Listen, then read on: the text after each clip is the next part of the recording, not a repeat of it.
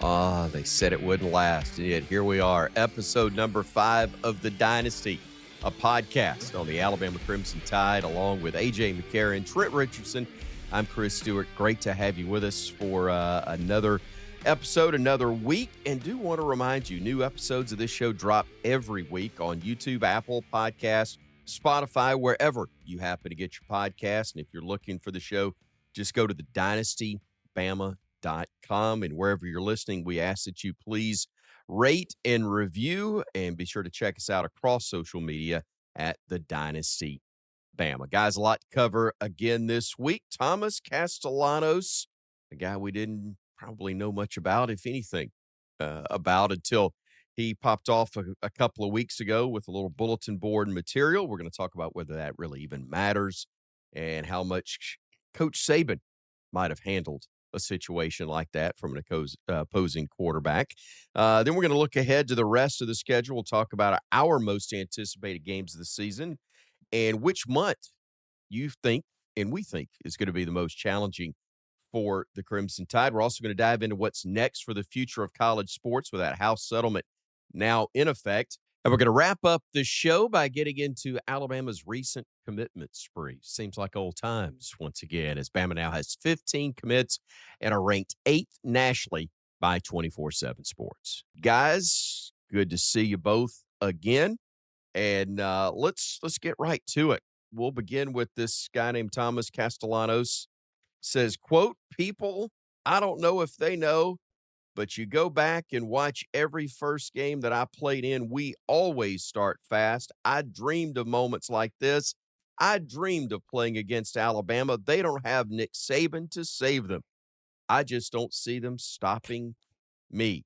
This from the guy who lost the starting job at Boston College.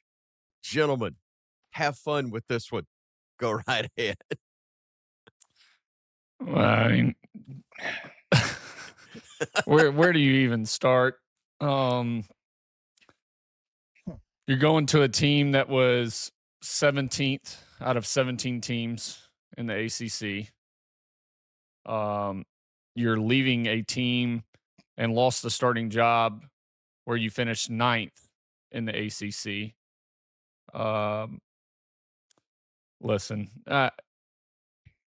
I'm all for confidence, but this is stupidity. And I mean, just ask if he still has a relationship, which I doubt he does because he yanked him from his starting job. But Bill O'Brien, call him up, ask Bill how Alabama is, what type of players they have, how they play the game, and let OB tell you, hey, Thomas, you might want to stay quiet on this one.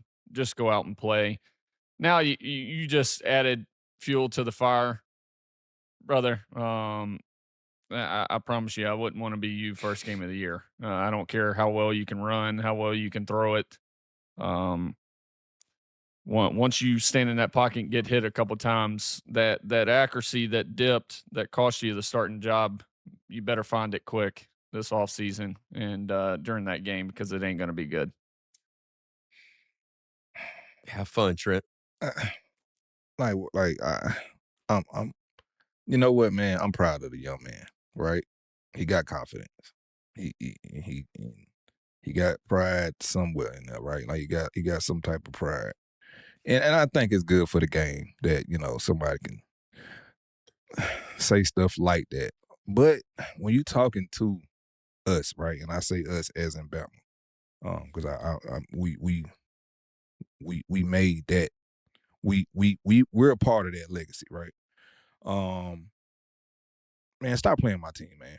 Like, just come on now. Like, I get it, they don't have Coach Saban, but best believe that crimson blood run through Nick Saban in that building all day. Like, don't get it twisted. Like, this is the part I love about it, right? And then the part I don't like about how we are, as a team right now. Like I don't like it and I do like it because it comes to a point to where it's like, okay, y'all are calling us out. Y'all not scared. Okay, cool. But young man, there's no way on my team that when we was playing, he made it through the whole game. There's two It's things. no way. There's It, two things that pop into my head. Number one, we're old school wrestling fans, so part of me thinks of this guy coming out when The Rock is in the middle of the ring and he's chirping, and Rock puts the hand up and says, "Whoa, whoa, whoa, whoa, whoa! Who in the blue hell are you?" That's the first thought. The other kind of takes me back to the guy that was at Vandy a few years ago, the week yeah. before, and I Oh think they God. won. They won 2 or 3 to more, and then in the least intimidating Bama's gonna voice, come here you and we're could gonna show Bama how to play Bama, football. This Bama, is we're real coming for SEC you. football.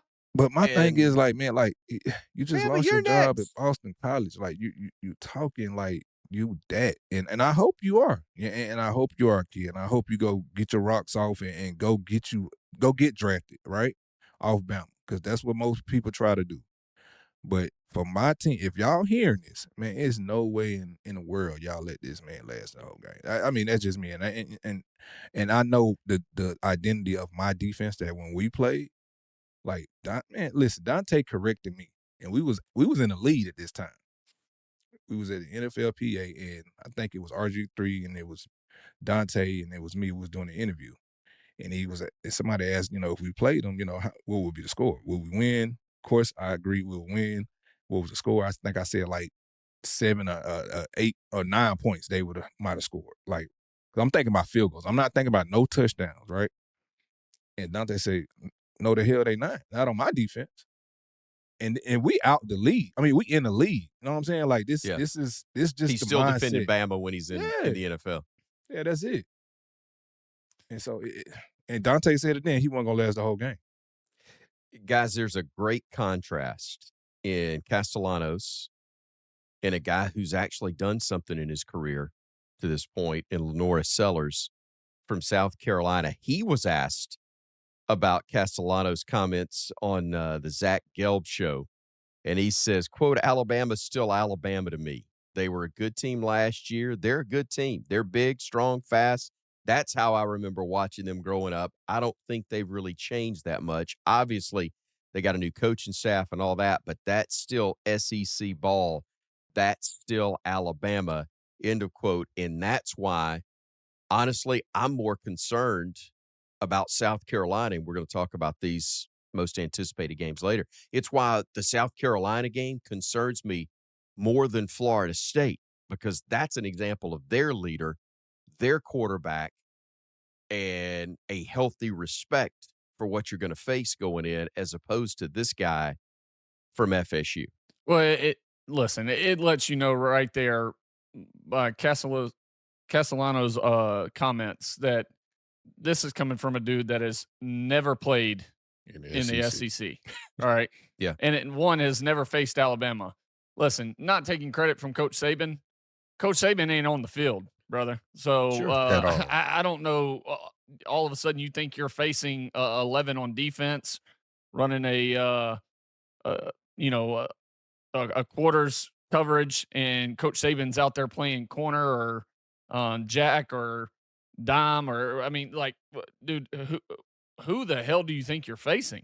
Like, that lets you know right there. That comment that's why I said stupidity, because you have no clue what you're talking about. You don't know the type of team you're about to face, the athletes you're going to face, from, like Lenore said, speed, size. Like, ask Manti Te'o. Manti Te'o was on national TV, I believe on CBS, when he talked about standing in the tunnel when we faced them in the national championship and watching us run out of the tunnel. And he looked back to his teammates, and all he saw was big wide eyes. Like, oh shit, who are we facing right here? Right. So listen, I ain't know them guys in Bama so serious about their football down there. yeah, just Yeah. All I'm saying is, I mean, if you're a guy like Thomas, just keep your mouth shut, go to work, and then let your play do the talking. But now you've done ran your mouth, and now you better back it up in the game, or you are going to hear about it all year, and you might lose your job again and have to enter the transfer portal once again. So, Guys, this ain't going to matter once the game kicks. But how much does it matter just from Alabama? I mean, this has got to be absolute manna from heaven for the Bama coaches. If you had to worry at all about motivation, off-season stuff, this is the type thing that fuels you for months at a time when it ain't fun to work. Not that it's ever fun to work the way you guys do it, but I mean, that's something extra that already makes a good team work that much harder to prepare, doesn't it? Or am I making too much out of that? Man, it's one of those things, man. Like, well, I know when Cochran there, he would have them bullet points all around the locker room, all around the weight room. He'll have his picture up, and you'll have quoted exactly what he said, and we Yep. will Mhm. be reminded of that every day, all day while we're in that building. Yep. Right. And so, for somebody to not be, to not have the respect, oh man, like, come on, like that got to give you fuel. When we play against Cam Newton, right? And we lost the game, right? We lost the game. When we lost that game, and I made the quote was like, never again. Like, it's never gonna happen. Like, and I meant, like, it wasn't, they weren't gonna come back on us like that. As long as I was in school, it wasn't gonna happen again. Yeah. And to see that my coach had to go call that game at the SEC championship, and he had to go call the national championship game. Oh man, like, it was a slap in the face, and it didn't even look right with Auburn and South Carolina in the SEC championship to us when we was watching it. And so, man, it's stuff like that. Like, we was fueled for a whole year, 364 days. We was ready for that game that next year. Mhm. Training camp, all that. Like, it was nothing but that. Like, it was not happening again. Let's take the talk out of it, AJ.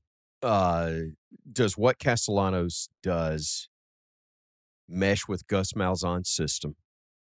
And just from a quarterback standpoint, how dangerous is he? Oh yeah, 100%. I think he threw for 2,200 yards last year. He rushed for over 1,000. Um, the biggest thing, and Gus will find a way if he got yanked, if OB yanked him because of his accuracy. Everything I've ever seen was because of that. He came out. Castellanos came out and said he didn't see eye to eye with OB, and that's why he's leaving. Blah blah blah. You got yanked because of your play. It doesn't matter about eye to eye. OB's the type of coach. I've played for him multiple years. He's the type of coach that's going to play the best guy, regardless. He could care less if he sees eye to eye with the kid. But um, listen, does he have attributes that will help him be successful? Of course. Like, he's a starting D1 quarterback. He can run. He throws it well enough. But he better be able to throw the ball, because I just don't see a true rushing quarterback beating Alabama. Um, so I mean, we'll see, but he definitely has attributes that makes him a good player. I'm just not for the talk. I just don't understand. You're coming off a team that finished last in the ACC, last, right? Right. Last. So I mean, what the hell are we doing? Like, Right. why are you doing this not only to yourself, your teammates, your coaching staff? I'm sure Mike Norvell doesn't like it. I mean, he's not the type of coach that talks like that. He's more of a Saban type that respects each team he's playing, kind of talks well about them. Like, why are you doing that? And I understand to maybe fuel your teammates some, but at the same time, it's stupidity, like I said earlier. So, um, listen, you better be able to back it up after finishing last in the ACC last year in one of the weakest conferences there is. Really fortunate here on the Dynasty podcast. We got a great producer. Steve Gorgie does a great job of putting everything together and kind of organizing our thoughts on the front end of things. And he's also putting together ideas for us on social media. Let's bring him in now.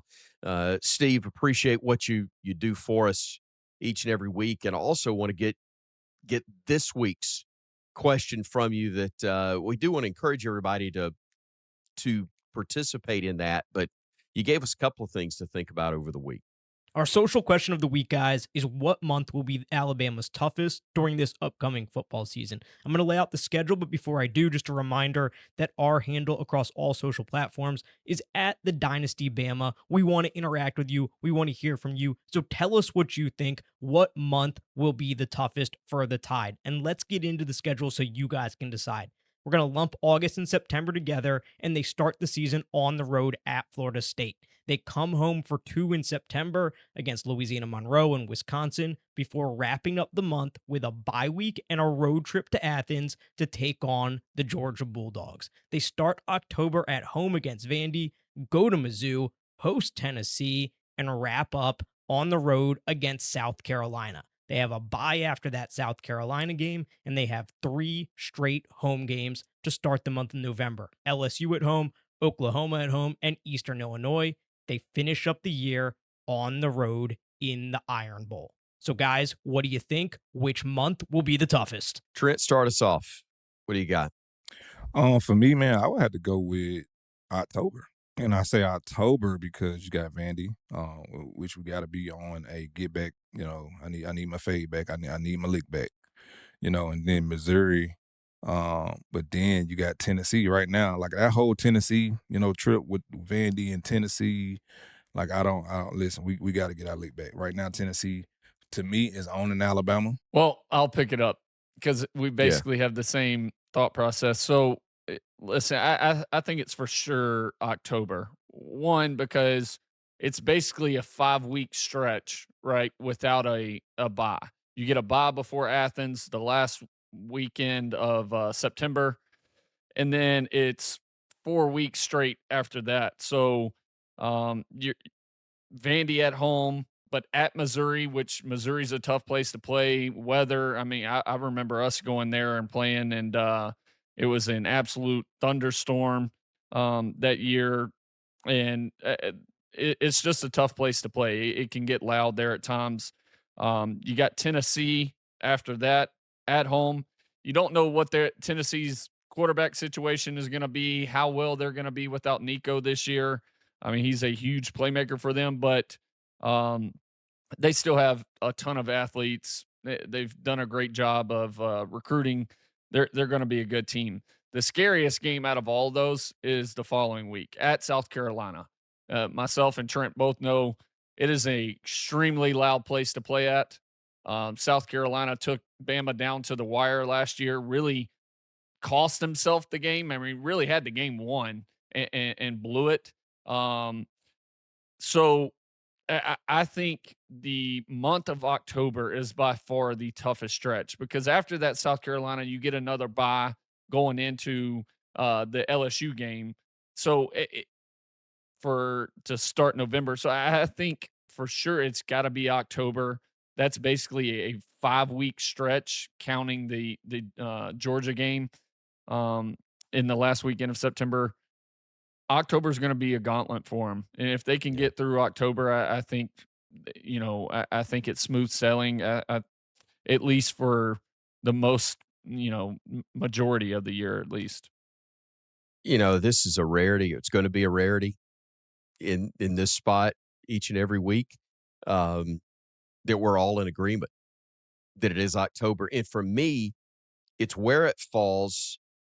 It's the fact that none of those, except maybe Tennessee, are games that jump off the page at you from a fan standpoint, from a hype standpoint. And obviously, again, that's the matchup with Tennessee every year, but especially since they've actually started winning a couple of games in the last 3 years. But they're all capable of beating you. That's not the case in that block of the first games. It's not the case in the last one with respect to Monroe and to Eastern Illinois. But that one, to me, especially just like you said, AJ, going back to South Carolina, that can be a very, very dangerous spot when you drop it there in the midst of Tennessee and LSU. That's a scary one.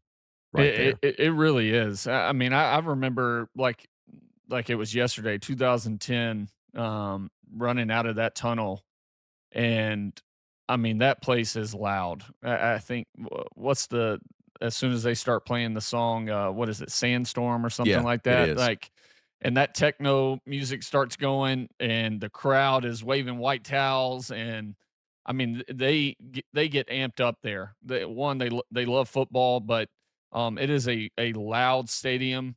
Um, and hell, shout out to my boy Steven Garcia. I absolutely love him. He's an awesome dude, but played out of his mind that Oh, day. Alshon Jeffries played out of his mind that day. I mean, um, hell, I still 10 minutes remember. to go, you knew Bama wasn't going to win. Yeah, yeah. I mean, it was just you really had no rhythm. I mean, they played just lights out. I really think that team that they had in 2010 for South Carolina compares to this team that they have right now in at South Carolina. Like Lenore Sellers, the young freshman DN number 6 from last year, can't remember his name, but an absolute dog. I think possibly the best DN in the country.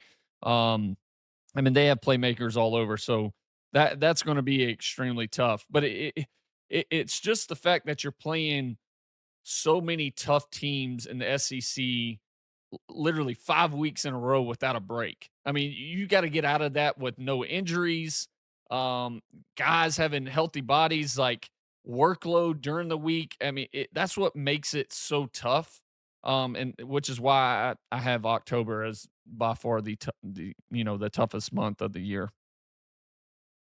All right, guys, when we come back, we're going to turn the attention to collective bargaining, what it's going to mean, what's been the latest, because it seems like there's something going on from that business side of things every single week that's changing, and Tennessee's AD has chimed in with some ideas as well. We'll get your thoughts on that, AJ and Trent. Always, again, want to encourage you to participate as well by dropping us a line on social media. Always love to hear you. It's the Dynasty, a podcast on the Alabama Crimson Tide. Welcome back, everybody, to the Dynasty, a podcast on the Alabama Crimson Tide. Chris Stewart, AJ McCarron, Trent Richardson. Don't forget, like, share, subscribe wherever you consume your social media. And also, you can find us at the Dynasty Bama. At the Dynasty Bama is where you'll find us. And also, the show available at thedynastybama.com. All right, guys, again, one of the big stories that's taken place, and it's been not new, but it's been kind of ongoing, some different twists to it, though. Question: could collective bargaining be coming to college sports? And one of the men that's most recently chimed in, athletic director at Tennessee, Danny White, he's publicly pushing a model where athletes would become employees of the schools that they attend. In his proposal, athletes of a particular sport would determine whether they'd like to bargain as employees of the national organization or continue as they currently exist. He expects, White says, only football and men's basketball to bargain. Sports that do not generate a profit are unlikely to opt in to bargain for their loss. White says, all right, you got a lot of different ways to go in this, but just in general, AJ, your thoughts on the idea of collective bargaining in college sports? Yeah, I just don't see it being something you can do while being a part of the NCAA. One, the NCAA is not going to allow it. They lose all their power, right? There's so many different aspects to this whole thing, from a sense of, okay, say you go this route that Danny White wants to go. All right, who's going to be the so-called owners of the universities? Is it going to be the president? Because they're going to have a ownership committee, right? Yeah. That teams up with the NCAA. So do you go presidents of the university? Do you go the ADs? Do you go both of them together? Like, and then that is a ton of voices that all have to come together and agree on something, which if you do that, the smaller presidents or ads of smaller schools aren't going to want the same thing as the bigger schools. So that's a ton of, you could just say, excuse my language, but shit show right there. On top of that, um, now you got to create a player CBA, and you got to get all the players to agree. There's too many athletes, right? Yeah. And how do you create a leadership for that as well? Is it ex players? Is it current players? Like who's the committee and the leaders for that? Who's your president? How are they leading you? Do you team up with the NFL CBA? Like how do you go about this? I don't see it that working at all while they're a part of the NCAA. The only way I see something like this working is if they completely separate from the NCAA, which I think will happen. I think it's going to take the Big Ten and the SEC to eventually separate and say, hey, we're going to do our own thing. Then you can Who's with create, us? right. Then you pull in whoever you want, and it's easier because you don't have to go through the NCAA. You create your own president, your own board, and then you distribute it out that way. I think that's more of a likely situation than what Danny White wants. And then on top of that, taking his idea, and he's talking about just doing the sports that are in the positive, but that ranges. And he was talking about football and basketball, but that differs from what school you're talking about too, right? Like, Yeah. I mean, it is Vandy in the SEC, are they more now? It's more football, but in the past they were more of a baseball school. So it's like, how much is also on top of that? How much are these universities putting into certain sports? There's been word, right, that Arkansas, I'm not the only one that knows this, that Arkansas is not going to put all of their collective bargaining money into football because they want certain things to happen after this year. So they're going to put more money into basketball, more money into other sports. So you have to factor that in as well. I don't see how his mindset or his idea could work in the long run. The NCAA is not going to allow that. They would lose so much power, and everything the NCAA has wanted has been all about power and how they can control everything. It's already a shit show on them coming up with rules and all the lawsuits they have going on. I just don't see this helping the situation at all. And I think it would be more confusing. You would have more lawsuits. And then players like, oh, well, I'm not a part of the collective bargaining. Like, I'm not a part of that CBA. Like, well, I'm over here. And then how's this ruling? Oh, well, this kid had this ruling and this kid had that. Like that would be an absolute headache. Yeah, it definitely would be. So Charlie Baker, who's the president of the NCAA, tells Yahoo Sports in a recent interview, quote, I had 65 unions I negotiated with when I was governor. I'm quite aware of the complexity to this. Before everybody says stop, let's do something else. Let's see if the settlement works. So you're basically of the opinion that it won't work and we're going to have to split off anyway, which I think that's what we're trending towards regardless. AJ, my question is going to be, though, the SEC in its leadership doesn't want to relinquish power. The Big Ten, its leadership, will not want to relinquish power. So understanding that neither side's going to want to see the leader of that current conference to be the head of the super conference, are they at least going to be able to come together and maybe pick somebody else from somewhere else to be, for lack of a better phrase, the Roger Goodell? And then they would be almost two separate conferences that fall in line there.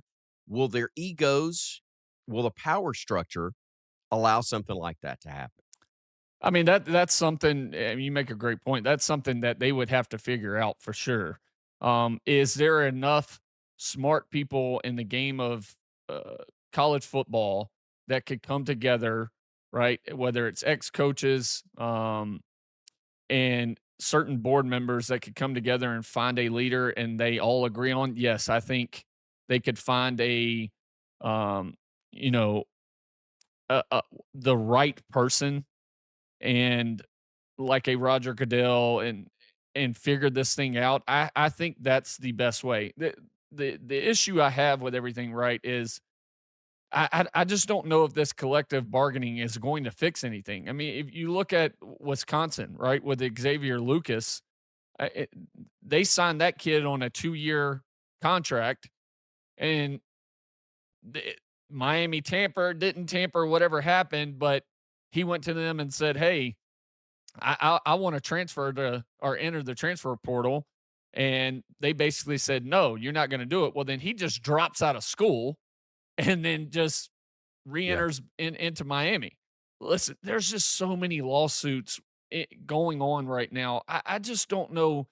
The NCAA, it goes from one judge to the other. It depends where this judge is, what's his political beliefs. Like there's no set structure to this. So if there's no set structure to this, like how are we going to follow any rules? And if there's a different judge for every case that has a different view on each ruling, how do you have any answers?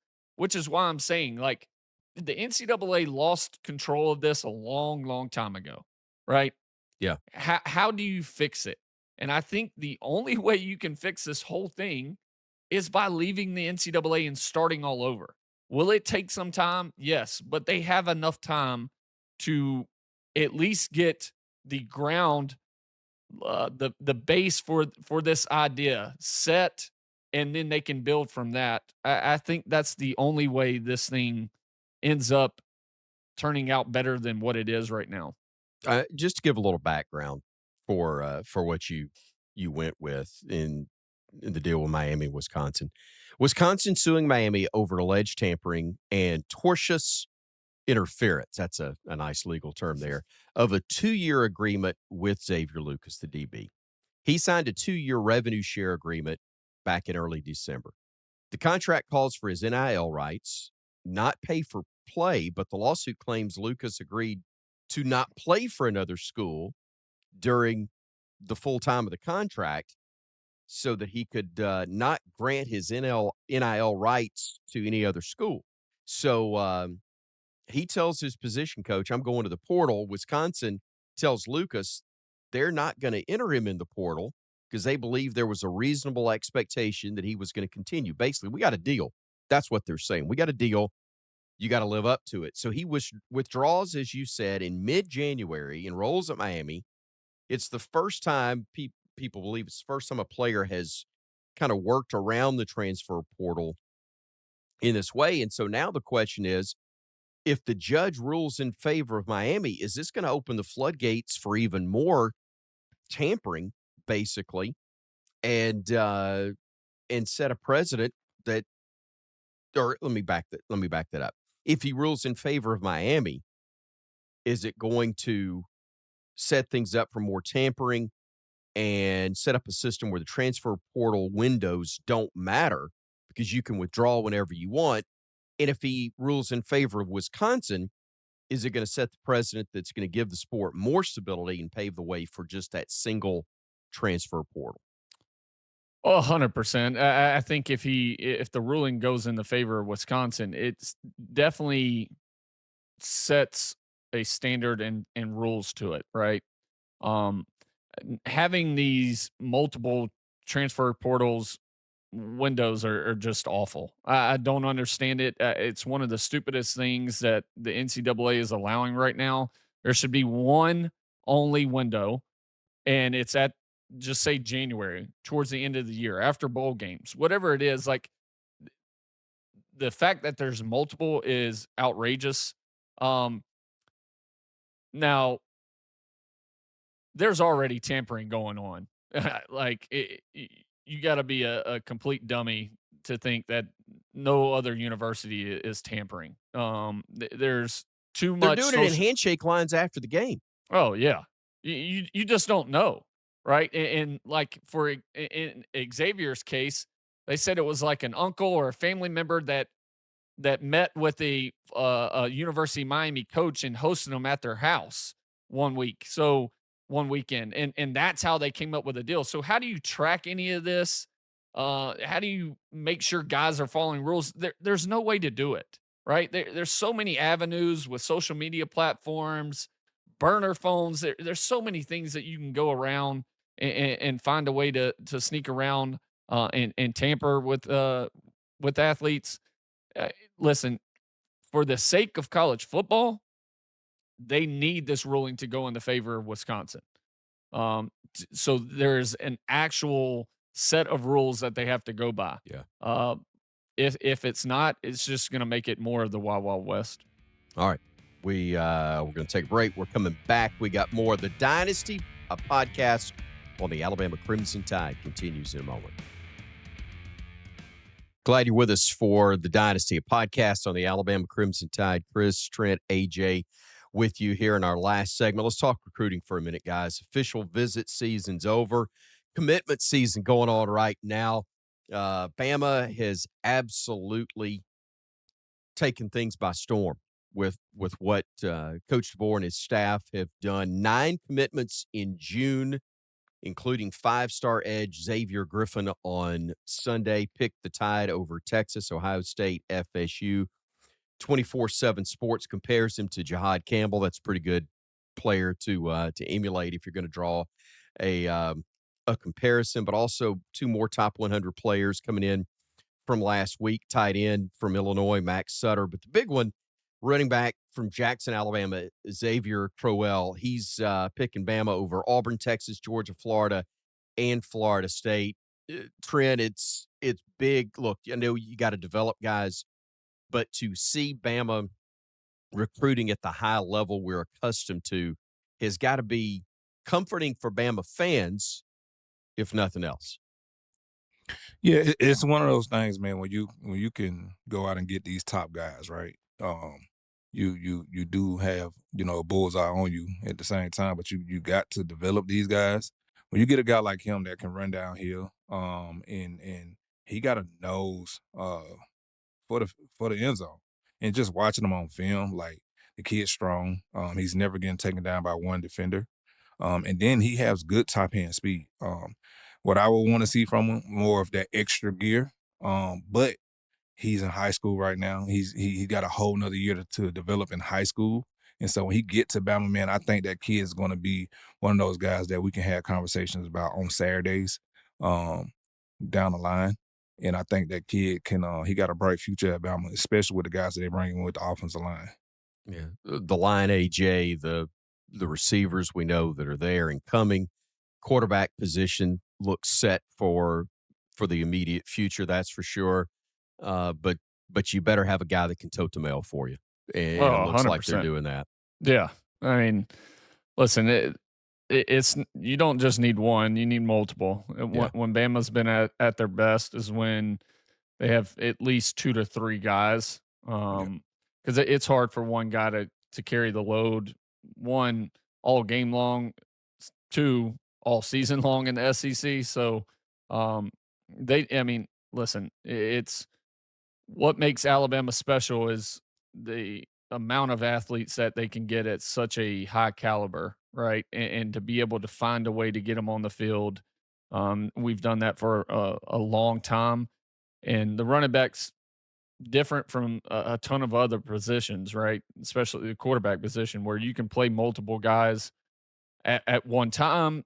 You play multiple guys during the game, and you need that to be successful. And hopefully they end up getting more and more running backs to share this load with, and it'll help their running game in the end. Trent, we know how much you helped Mark. How much did it help you? And I'm trying to remember was it TJ? Well, you had Nah, Eddie it was during that Eddie. Eddie. time, and Oh then my TJ gosh. that came in the year after. Yeah, Forgive it was me. Eddie. How am I going to forget Mr. Lacey? I mean, but that's an example of how it just kept cycling. And to your point, AJ, you can't have too many. And Trent, I'm sure as the guy who's called on to be the guy, having another guy is a huge help. Yeah, it is. Man, listen, I'm telling you what it does for your body. It saves your body. You're getting, so I guess they're getting paid now. You're getting paid to get hit, right? You're getting paid to run the ball, and so to stay in the SEC for a whole year, and we've seen guys, right? One of my guys that I got to mentor when he was in school, Marcus Lattimore. It was only one Marcus Lattimore over there at South Carolina when all that stuff was going on, and Marcus got hurt, and he never Yeah. got to play the game of football again, and he never got to play at the next level. And so when you think about stuff like that, and that's and injuries happen, y'all. But what I'm saying is, don't be scared to go to a place that got backs. When I got there, they had Upchurch, they had Terry Grant, they had Mark, they had Big Griff, they had Demetrius Gould. They had so many in there, but we was all competing at a high level, and we made sure that we was always ready. And so I didn't become a starter until my last year in school, but my first 2 years, I was a special team All-American. I was I was able to get on the field, and me and Mark and Upchurch was able to get on the field at one time. We were running Wildcat, so Yeah. that was a beauty about it too. Mm. And then at that, like when Mark went down, or if Mark was tired, I was coming in. If I was tired, Upchurch was coming in. And then when Upchurch left, and it was me, Mark, and Eddie the next year, and then when Mark left, it was me, Eddie, and Big Justin Fowler. And Blake Sims played a little bit at running back. Yeah. Forgot that. And so, people can't, forget, man, like you gotta have more than one. And really, you need more than two sometimes. I forgot the exact number. I mean, I'm not asking for the exact number, but ballpark. Do you remember the most carries you ever got in a game It's crazy, man, because people ask me that, and I don't think I have ever got over 20, 25 carries when you were in at a Bama? game. And that might have been one game because I Yeah. was able to share the load with Mark or Eddie. And I'm telling you, man, when I left Bama, man, what the stuff that I was doing there, I should have been beat the hell up. You know what I'm saying? Right. And I was able to not be beat the hell up. And when you get to those combines, all they do when you get in those rooms, they pulling on your body. Like they trying to see, are you going to be able to, carry this load with these millions of dollars that I'm giving you right now, right? Sure. that I believe in you for. So for me, man, having a backfield that had two guys, 2 to 3 guys, it's never been a problem for me. And for me, I would encourage kids, man, make sure that you take care of yourself and know that, hey, now you're at a level to where, like, hey, you want to be the guy. Don't get me wrong, but Josh Jacobs was never a starter at Alabama, right? Yeah. And he went first round, right? And Yeah. he's still playing right now. He's top 5, top 3 leading in NFL right now, right? And so I look at Josh Jacobs or Kenyon Drake, right? And see what those guys have done in the lead or the next level, or seeing that they didn't have all the first starter guys opportunities, but they still made the most of opportunities that they got. Hell, Brian Robinson's another one. Yeah. But, Great and point. Hey, all these guys you've mentioned, and yet it blows my mind even more, AJ, that the exception to that rule was one guy, and he was just a freak in Derrick Henry.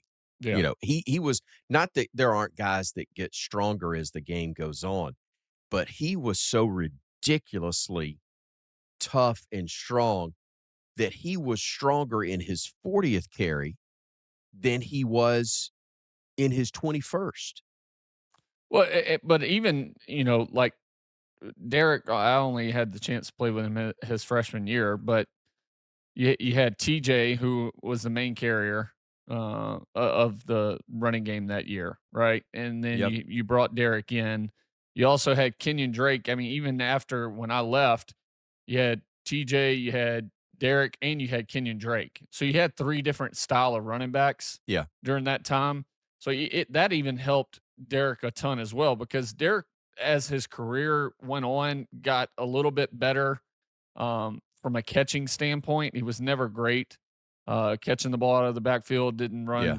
clean routes. But Kenyon Drake was the different style of back that could do all that. You could put Kenyon in the slot. You could put Kenyon out wide in the empty formation and let him run routes. Did a great job of catching the ball. But and TJ was also a little different as well. Like TJ could sneak out of the backfield, catch a rail route, catch a screen. Sorry, LSU. But it's just Phil said, make a man miss. yeah. I mean, it always helps, man. And when you have multiple running backs that can carry the load and take hits off your body, so you can last all season long, and hopefully that's what they keep. Coach Kalen DeBoer keeps building at Bama. We are out of time. Perfect timing for once.